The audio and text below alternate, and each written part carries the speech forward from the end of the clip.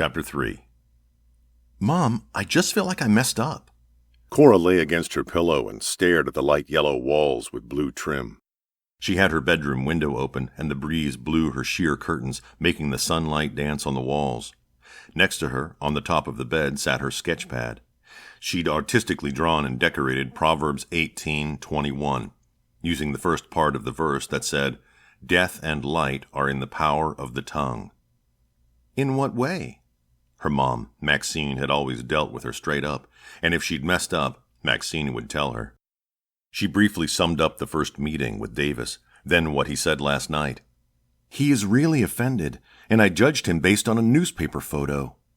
She heard her mom sigh, then say, "It wasn't necessarily wrong to believe the photo, but you should have read the article that it came with.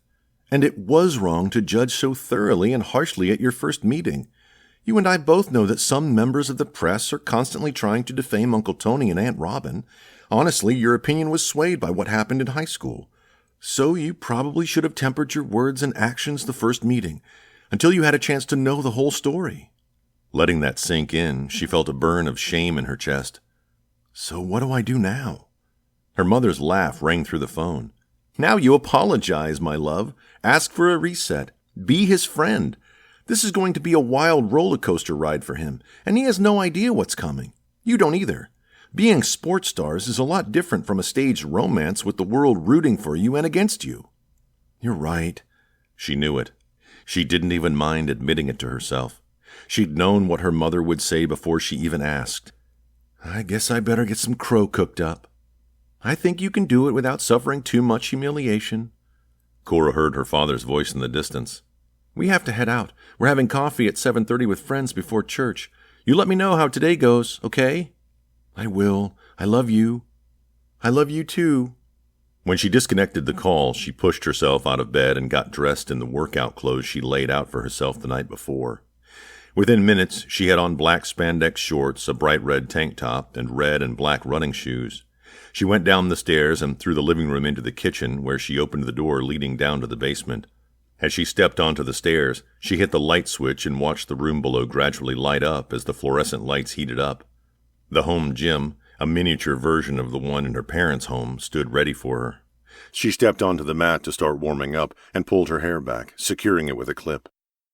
She thought back to the conversation with her mom and her reference to what happened to her when she was 17 and a senior in high school. At 6'2", she'd never attracted a lot of attention from the opposite sex, which meant that when star basketball player Patrick invited her to a party, she'd felt so very flattered and special and, for a time, even a little pretty. He liked to party, and she knew it. Thanks to her twin brother, Chase, her father eventually knew it, too. When she said she had a date with him, her parents had refused. She remembered how horribly she'd spoken to Chase, feeling at the time like he'd betrayed her only chance for love and acceptance. That night, she'd climbed out her window, climbed down a tree, and met Patrick at the corner. They'd gone to the party, where, several drinks and unknown drugs later, Patrick and some friends got into a fight with some other guys. When partygoers broke up the brawl, Patrick had grabbed Cora by the arm and dragged her to his car. Despite her common sense screaming at her, she got into the car with him and 3 other guys from the team. It didn't take 10 seconds for her to realize that he had no business driving and she had no business sitting in the passenger's seat. It took screaming at him to make him stop. When she got out of the car, he rudely said something to her and tore away, leaving her standing in the middle of nowhere, alone. Only after he was gone did she realize she'd left her phone in the car.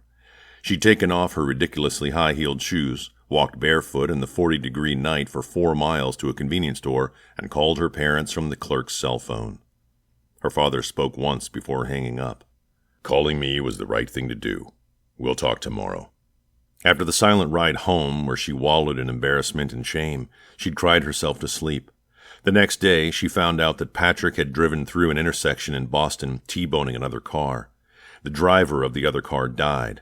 Patrick died, and 2 of his passengers ended up in the hospital, very seriously injured. Her parents never punished her. They knew, she knew, everyone knew, that she would never, ever forget what happened, never let go of what could have happened to her. She apologized to her brother and determined to trust his judgment when it came to any future prospective dates. Not that anyone else ever asked her out again. That didn't affect her too much, though. She had her eyes on the national beach volleyball team. It didn't take a lot of mental energy to shift her thoughts and feelings from those of a teenage girl with hearts in her eyes to a world-class athlete determined to be the best in the country. Instead of feeling sorry for herself as the homecoming dance or prom came and no boys asked her out, she stuck with a group of friends and had a great time at both dances. Sometimes, occasionally, she wondered what life would be like with someone to share it, but decided a long time ago that wouldn't likely be for her, and she was okay with that. Back to the present, she turned on the treadmill and set a good workout routine. An hour later, sweating and feeling limber muscles burning from the workout, she slowly walked back up the stairs, stopping in the kitchen to pour a glass of water. While she drank it, she turned on the kettle and put tea bags in her teapot. She ran her fingertip over the handle and smiled. She had a collection of teapots in her townhome in Virginia, but this one was her favorite. When she was 14, she'd saved her allowance for weeks to buy it from a local craft store. It was handmade by a local pottery artisan and painted a jade green and covered in cream-colored butterflies. A butterfly adorned the handle of the lid. She treasured that teapot, and intentionally kept it here at the cottage so she would have it whenever she stayed. Last summer, the first morning in Rio at the home her family had rented for the games, her mother surprised her by serving her morning tea in it. As the tea brewed, she toasted an English muffin and peeled 2 boiled eggs. She added half a grapefruit, a banana, and her little plastic container of vitamins and supplements to her plate. She put that on a tray with the tea and carried it out onto the back porch. The bright blue sky and low 60s temp gave the promise of a beautiful day. She was so glad the Veltec people decided to let them begin this romance here at the Cape. It would provide so many iconic summer images to their dates. Thinking about the date last night, she grabbed her phone and checked Davis's social media. His followers had grown exponentially. She smiled, thinking the ruse had started off on a good foot. While she ate the first half of her toasted English muffin, she skimmed the comments on her own social media, liking some comments but not replying to any. With an overall positive response, she wondered what else they could do during this week together that would help increase the traffic. She took a picture of her tray and added the caption, "Power breakfast after a light workout, church, then a lunch date with a special new someone. What's on your agenda this Lord's Day?"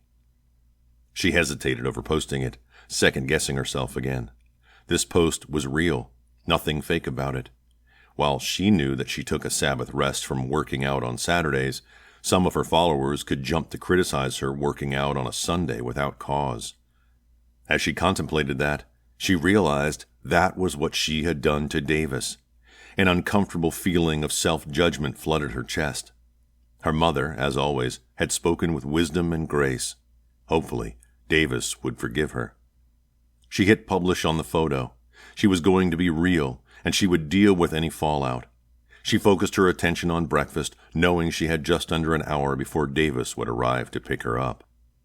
As Davis gradually came awake, he felt disoriented by the unfamiliar bed and unfamiliar sounds. As he opened one eye, the room sort of came into focus. He remembered flying into Boston yesterday and driving to the Cape, then checking into the one-bedroom cottage in the row of identical cottages facing the beach rented for him by Veltec. Last night began the social media campaign about a fake romance with a silver medalist. The paycheck at the end of the campaign would pay for next year's tuition and his family's travel to Korea for the games, assuming he made the team. The popularity he would enjoy as a result of the campaign should bring sponsors and endorsement opportunities that would financially secure the remainder of his education. He had to go through the mental list of why he'd chosen to do this to help inspire him to continue to do it. The reminders helped. He could smile for the camera all day if necessary. Today, though, he actually looked forward to going to church. He loved visiting different churches, finding ways to receive a blessing or to be a blessing at each one. He pushed out of bed and walked down the narrow stairs and into the kitchen. While the coffee brewed in the little one-cup coffee maker, he sliced a green onion and part of a green pepper and tossed them into a skillet with some butter. He opened the fridge and rummaged through until he found the mushrooms, cheese, and eggs. Giving the skillet a quick stir, he tossed in the mushrooms. While they cooked, he beat 3 eggs with some milk, added a little salt and pepper, and poured them into the pan. The sound of sizzling filled the room as the eggs made contact with the hot pan. Once the eggs started setting, he opened the package of shredded cheese and threw in a handful, stirring to keep the cheese from sticking to the bottom of the pan. Minutes later, he had a plate full of his loaded scrambled eggs and a mug of coffee and sat on the rocking chair on the little porch of his vacation house. As goosebumps rose on his skin, he rubbed his arms and went back inside for a sweatshirt. For some reason, the bright sunlight looked much warmer to him. Once settled back in the chair, he looked out over the sand dune to the blue water of the Cape and thought about Cora, Jade Anderson, and their date the night before. He admitted to a crush. He admitted to momentary lapses of judgment that had him thinking about kissing her. However, he didn't like her perception of his character, her rudeness the day they met, and the way she wouldn't even offer to pray with him. How to get past that, though? His phone rang, and he set his half-eaten breakfast on the little square table next to him. "Annyeong, Ioma," he said, greeting his mother in Korean. He continued, "How are you?"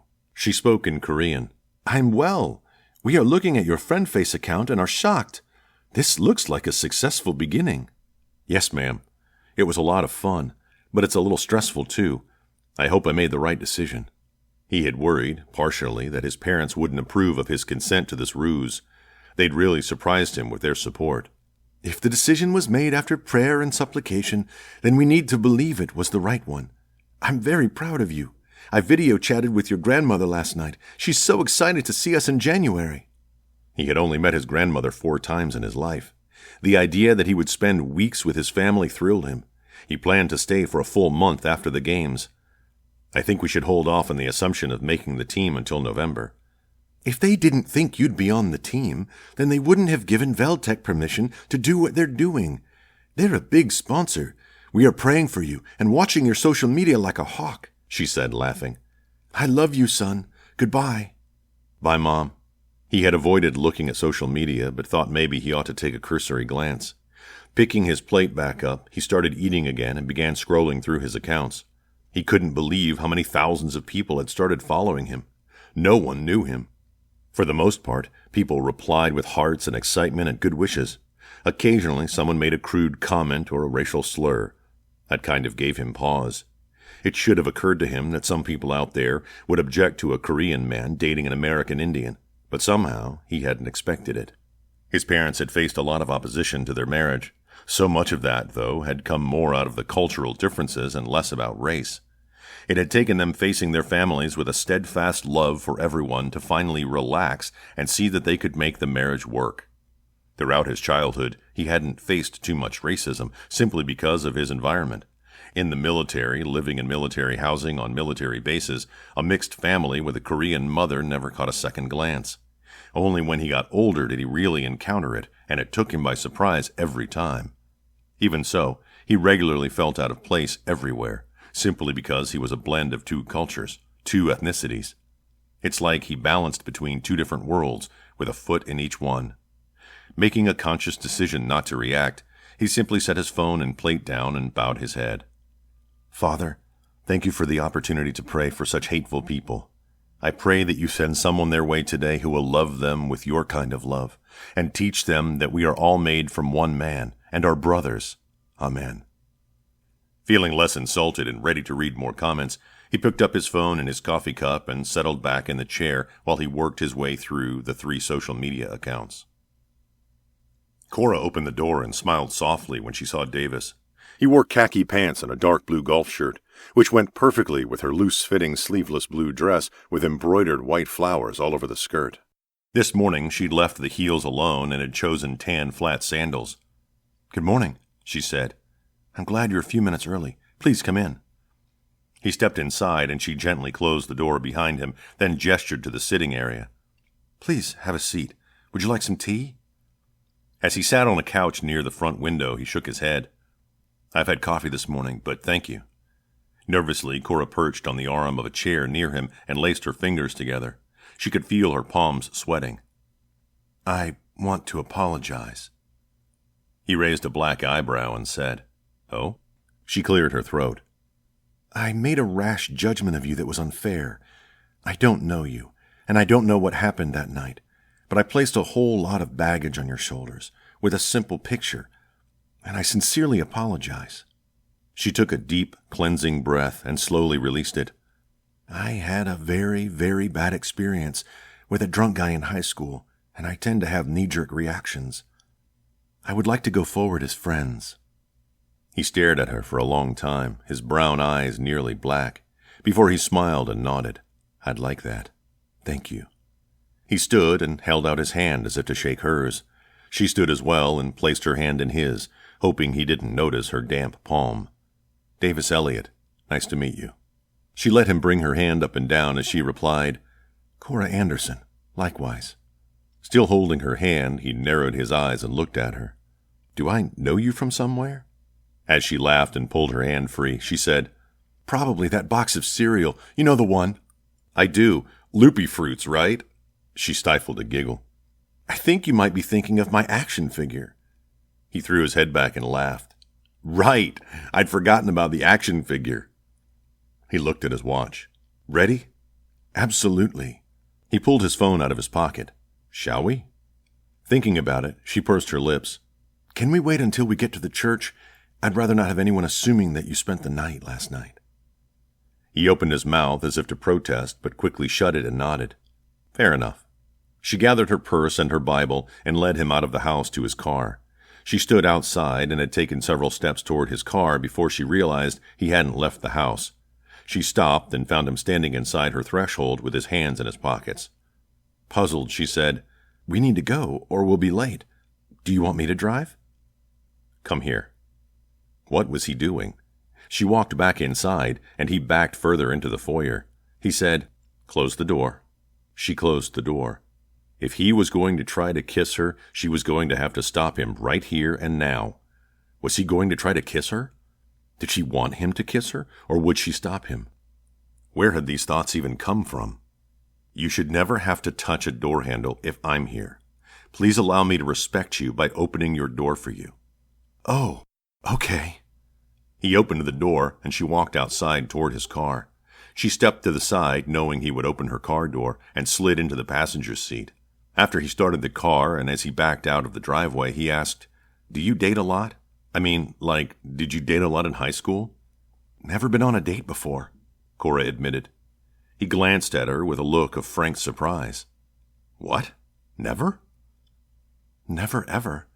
I snuck out one night in high school and went to a party, but that wasn't a date.